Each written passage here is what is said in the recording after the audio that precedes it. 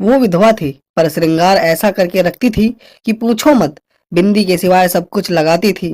पूरी कॉलोनी में उनके चर्चे थे। उनका एक बेटा भी था, जो अभी 9वीं कक्षा में था। पति रेलवे में थे। उनके गुजर जाने के बाद रेलवे में उन्हें एक छोटी सी नौकरी दे दी। उनके जलवे अलग ही थे। 1980 के दशक में बॉय कटिंग रखती थी। सभी कॉलोनी की आंटियां उन्हें परकट्टी कहती थी। गोपाल भी उस समय नया नया जवान हुआ था, अभी 16 साल का ही था, लेकिन घर बसाने के सपने देखने शुरू कर दिए थे।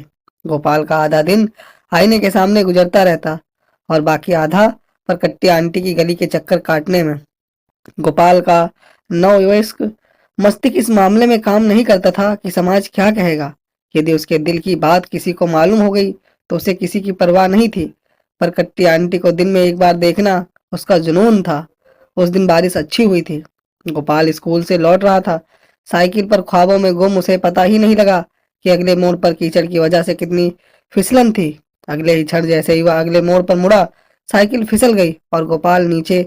उसी वक्त सामने से आ रहे स्कूटर ने भी टक्कर मार दी। गोपाल का सर मानो खुल गया हो। खून का फवारा फूटा।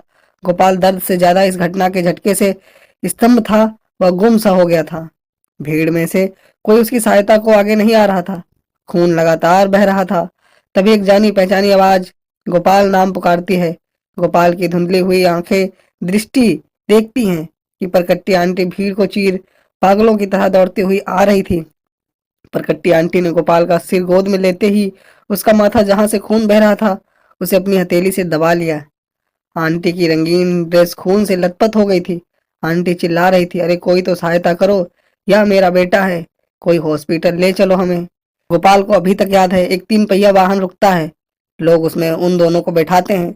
आंटी ने अभी उसका माथा पकड़ा हुआ था, उसे सीने से लगाया हुआ था। गोपाल को टाँके लगाकर घर भेज दिया जाता है, पर कट्टी आंटी ही उसे रिक्शा में घर लेकर जाती हैं। गोपाल अब ठीक है, लेकिन एक पहेली उसे समझ नहीं आई कि उसकी वासना कहाँ लुप्त हो गई। जब परकट्टी आंटी ने उसे सीने से लगाया तो उसे ऐसा क्यों लगा कि उसकी माँ ने उसे गोद ले लिया हो।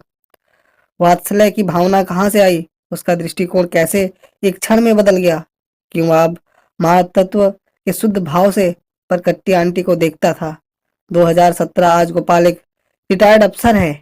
समय बिताने के लिए कम्युनिटी पार्क में जाता है। वहां बैठा वो आज सुंदर औरतों को पार्क में व्यायाम करते देख रहा था और मुस्कुराता है, क्योंकि उसने एक बड़ी पहेली बचपन में हल कर ली थी।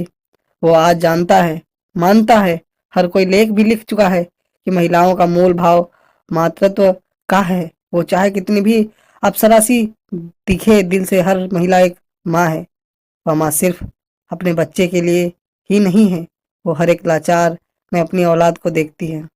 दुनिया के हर छोटे मोटे दुख को एक महिला 10 गुना महसूस करती है, क्योंकि वह स्वतः ही कल्पना कर बैठती है कि अगर यह मेरे बेटे या बेटी के साथ हो जाता, तो इस कल्पना मात्र से ही उसकी रूह सिहर उठती, वो रो पड़ती और दुनिया को लगता कि महिला कमजोर है।